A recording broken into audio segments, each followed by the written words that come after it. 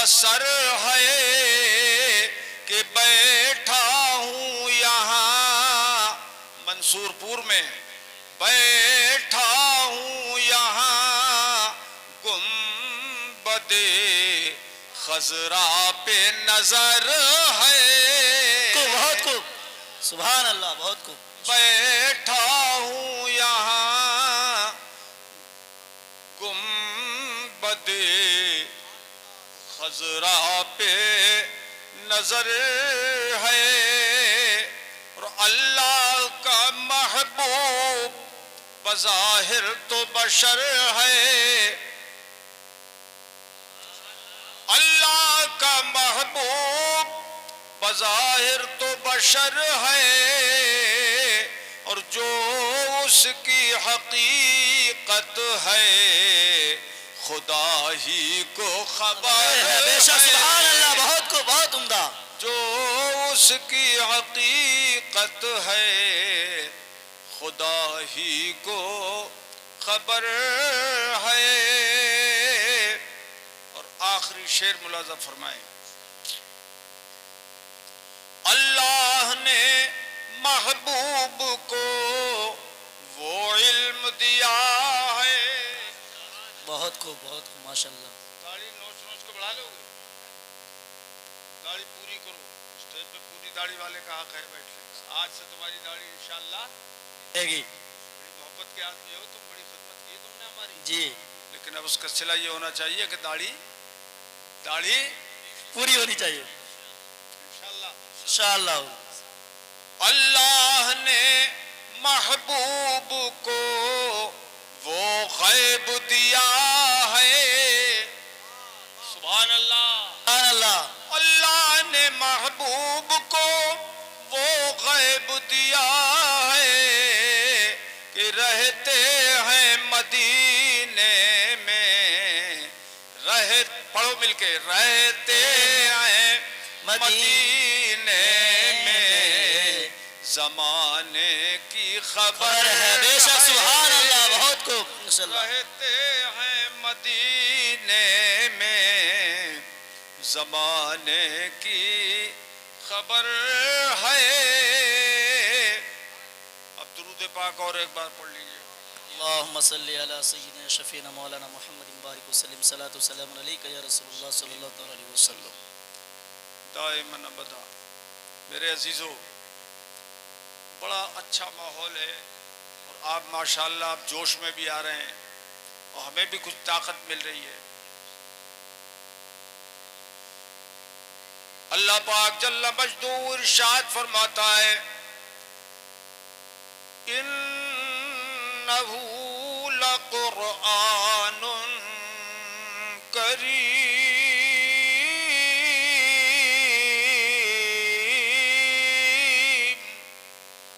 نہیں بولو گے سبحان اللہ؟ بے شک یہ قرآن کریم ہے، عزت والا قرآن ہے. فی کتاب مکنون، یہ چھپی ہوئی کتاب میں لکھا ہوا ہے، لوح محفوظ میں. لا یمسہ الا المطہرون،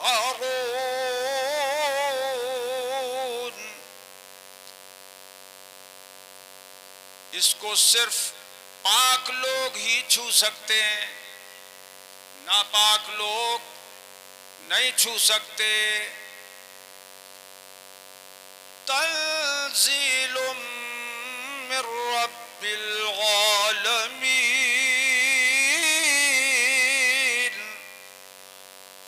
یہ رب العالمین کی طرف سے اتارا ہوا قرآن ہے. میرے عزیزو،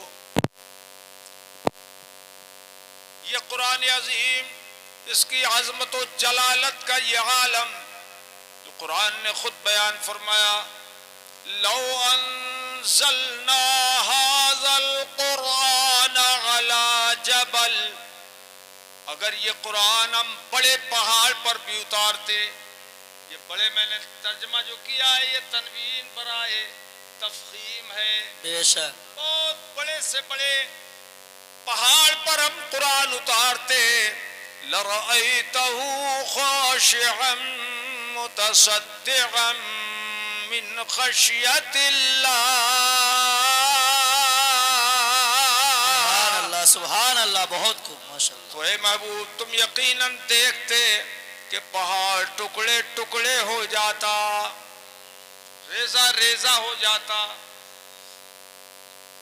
تو پہاڑ ریت کا تودہ بن جاتا. اگر قرآن پہاڑ پہ اتارا جاتا تو اللہ پاک جل مجدہ نے قرآن کو اتارنا تو تھا ہی, اتارنا تھا ہی, تو کہاں اتارتا اللہ پاک؟ جب پہاڑ برداشت نہیں کر سکتا تو کوئی عمارت کیا برداشت کرتی؟ اس لیے اللہ پاک نے قرآن کو اتارنے کے لیے اپنے حبیب کا سینہ چن لیا. کنجوسی مت کرو بھائی. سبحان اللہ سبحان اللہ. اور تڑپ کے بولو سبحان اللہ. سبحان اللہ.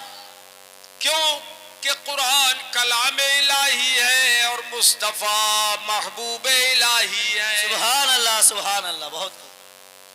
قرآن اترتا رہا اور محبوب اس کو اٹھاتے رہے.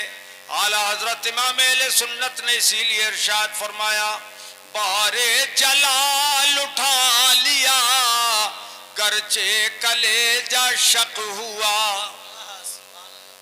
تڑپ کے بولو سبحان اللہ. بہار جلال اٹھا لیا گرچہ کلیجہ شق ہوا. یوں تو وہ ماہ سبز رنگ نظروں میں دھان پان ہے. سبحان اللہ. بہت خوب ماشاء اللہ. حضرات تو قرآن عظیم حضور کے سینے پہ اتارا گیا. اس سے پتہ یہ چلا کہ میرے مصطفیٰ کا سینہ پہاڑ سے زیادہ ہمت والا ہے, پہاڑ سے زیادہ قوت والا ہے, پہاڑ سے زیادہ طاقت والا ہے کہ جو پہاڑ نہ اٹھا سکے وہ حضور نے سینے میں اتار لیا, اٹھا لیا. اچھا پہاڑ کو ٹکڑے کر دیتا یہ قرآن اگر اس پہ نازل ہوتا. اور آپ دیکھ رہے ہیں کہ جو قرآن پہاڑ نہ اٹھا سکے وہ قرآن آج امت کے نو نہال اٹھا رہے ہیں. بے شک. سبحان اللہ. بہت خوب. ارے بولو تب کے بولو سبحان اللہ. سبحان اللہ. ان کے سینے میں قرآن پاک ہے لیکن کسی کا دل نہیں پھٹا. بے شک. ہزاروں لاکھوں حافظ ہیں لیکن کسی کا دل پھٹتا ہے قرآن حفظ کرنے میں؟ جی نہیں. بولو. پورا قرآن سینے میں محفوظ کر لیتے ہیں مگر صحیح و سالم تندرست و توانا رہتے ہیں.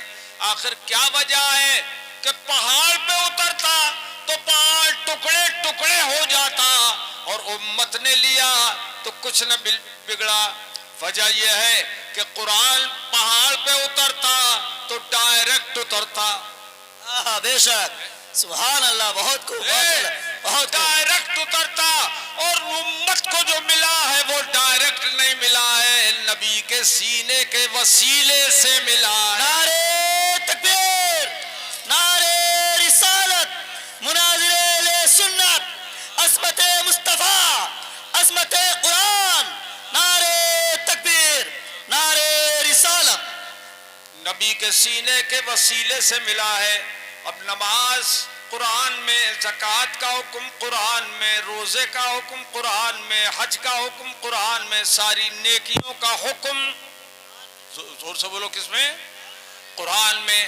تو یہ سارا اسلام قرآن میں ہے اور قرآن ملا مصطفیٰ کے وسیلے سے. تو مطلب یہ ہوا کہ کوئی مسلمان مصطفیٰ کے وسیلے کے بغیر نہیں ہو سکتا. بے شک. سبحان اللہ. بہت کو بہت عمدہ. تو جب نبی کے وسیلے کے بغیر نماز نہیں, زکوٰۃ نہیں, حج نہیں, روزہ نہیں, تو بغیر نبی کے وسیلے سے قبول کیسے ہوں گے؟ کیا بات ہے. سبحان اللہ. بہت کو. اسی لیے مصطفیٰ کا وسیلہ ضروری ہے. اب وہ جو بے ایمان وہابی دیوبندی غیر مقلد کہتے ہیں کہ وسیلہ بنانا شرک ہے, وہ اپنا شرک اسی میں مبتلا رہے, اپنے شرک ملت پت رہے.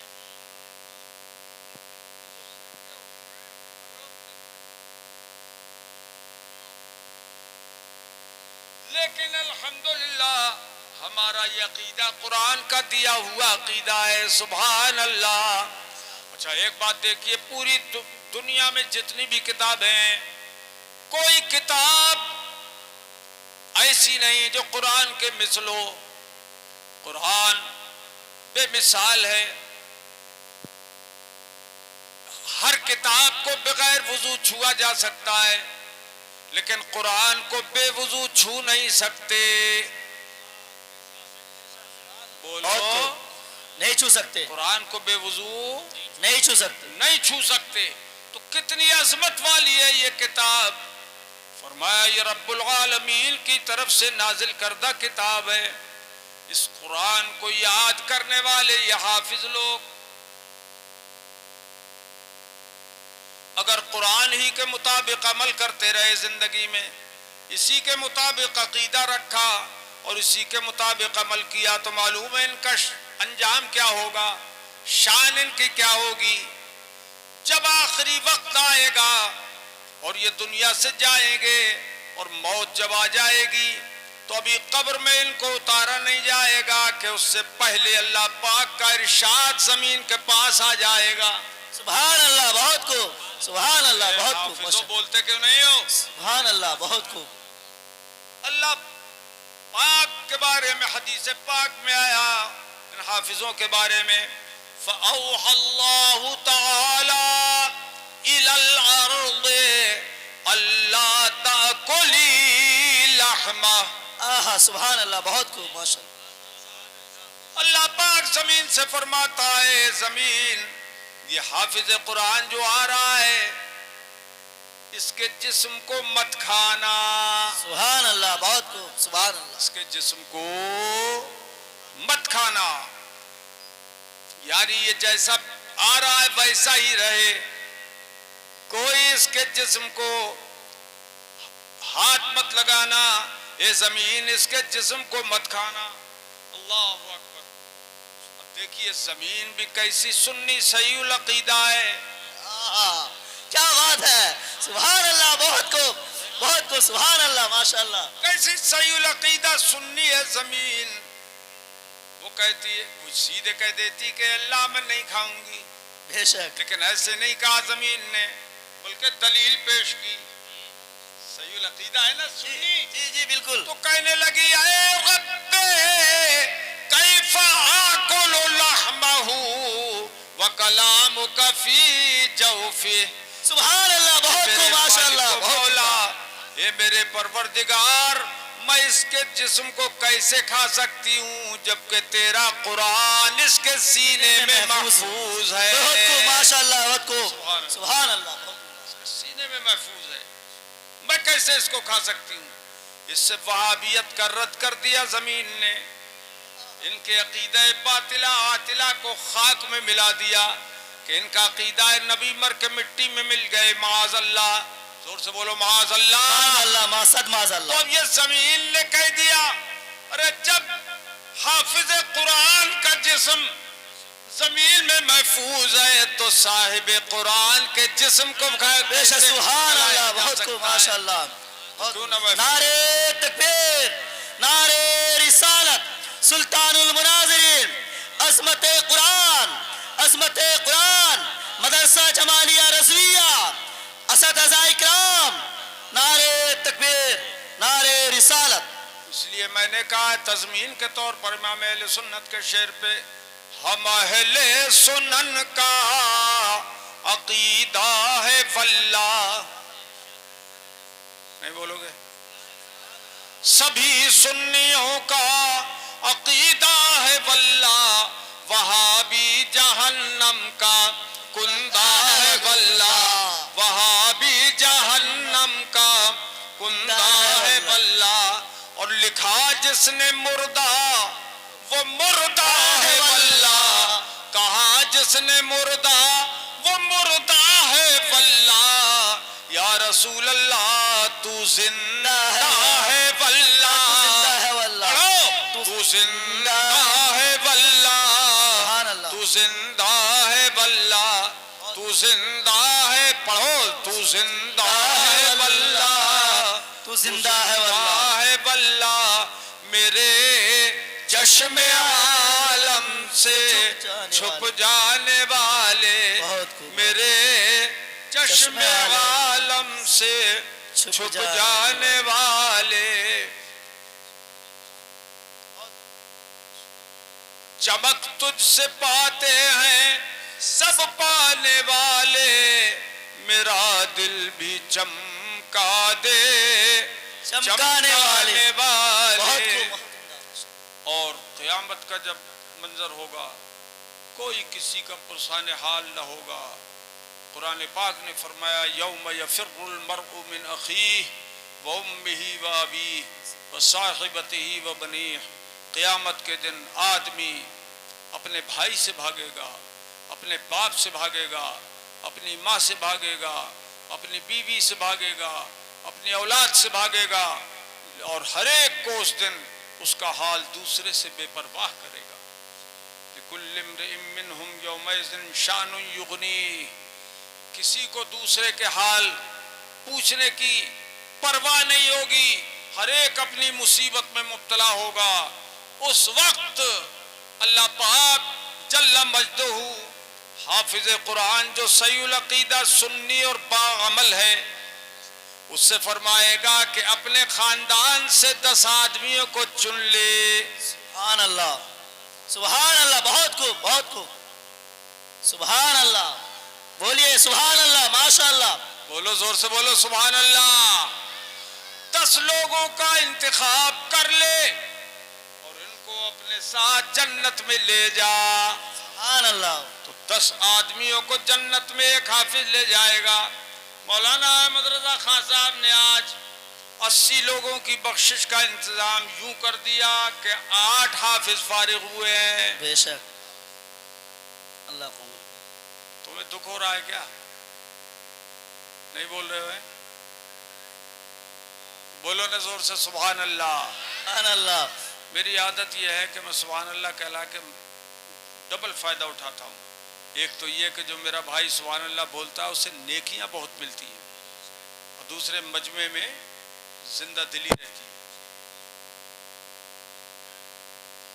ثواب ملتا ہے بلوانے کا الگ ثواب ملتا ہے۔ جی، سبحان تڑپ کے بول دو سبحان اللہ، اللہ۔ سبحان اللہ، یہ حافظ لوگ جنہوں نے قرآن کے الفاظ کو حفظ کیا، جب ان کا یہ مقام ہے تو جو عالم اور فاضل بنتے ہیں، مفتی بنتے ہیں، ان کی کیا شان ہوگی؟ بے شک، سبحان اللہ، نعرے تکبیر، نعرے رسالت، عظمت علماء اکرام، نعرے تکبیر، نعرے رسالت، ان کی شان بڑی بلند و بالا ہے، علم والوں کی بہت بلند و بالا ہے، تو علم کے تعلق سے ہے۔ اور علماء میں درجے ہیں، کوئی کتنا ہی بڑا عالم، کوئی اس سے بڑا عالم، کوئی اس سے بڑا عالم، کوئی اس سے بڑا عالم۔ اللہ پاک فرماتا ہے فوق کل ذی علم علیم،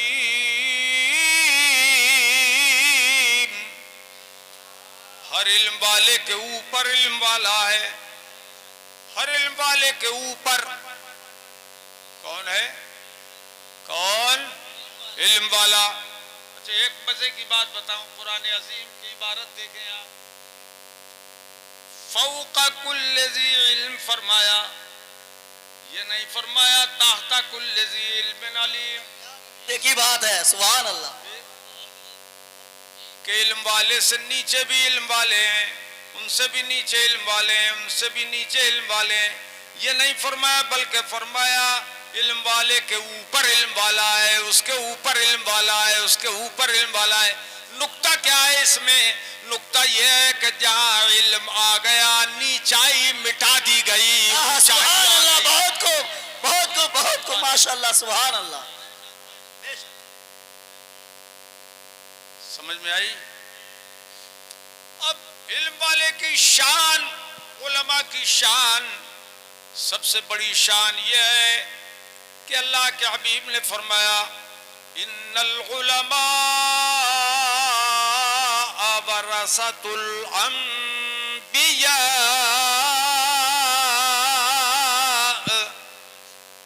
کہ بے شک علماء دین نبیوں کے وارث ہیں، ان کے جانشین ہیں. تو نبی کی جگہ جو کھڑا ہوگا بولو اس کا مقام کتنا بلند ہوگا. حضور آخری نبی ہیں، حضور کے بعد کوئی نبی نہیں آ سکتا. اور جو دعویٰ کرے وہ دجال ہے، کذاب ہے. میرے آقا نے فرمایا یاتون دجالون کذابون،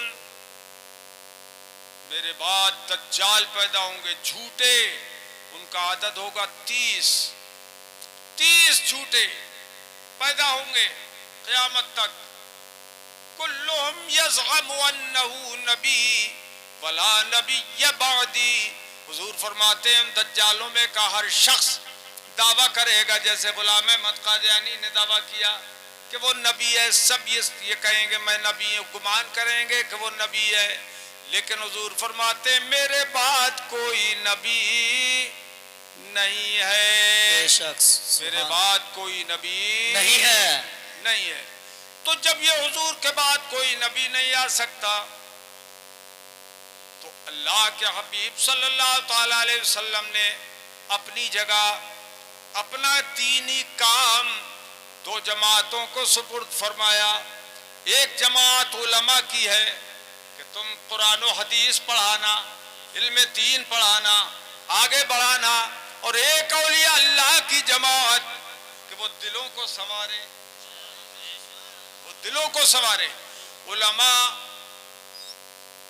علم کو آگے بڑھائیں اور وہ عمل کو آگے بڑھائیں، اولیاء عمل کو آگے بڑھائیں.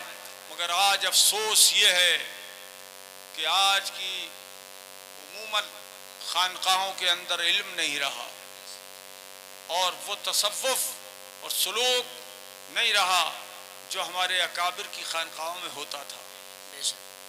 اللہ پاک جل مجدہ نے علماء کی شان بہت بلند کی ہے. حدیث پاک میں حضور نے ارشاد فرمایا ان العلماء ورثۃ الانبیاء، سبحان اللہ. بہت بے شک علماء انبیاء کرام کے وارث ہیں. والانبیاء لم یورثوا درہما ولا دینارا، اور نبیوں نے کسی کو اپنے درہم و دینار کا مالک وارث نہیں بنایا. انما ورثوا العلم، بے شک انہوں نے علم کا وارث بنایا ہے. بے شک سبحان اللہ. فمن اخذہ اخذ بحظ وافر، اور جسے علم مل گیا اسے بہت بڑا حصہ مل گیا. بے شک سبحان اللہ.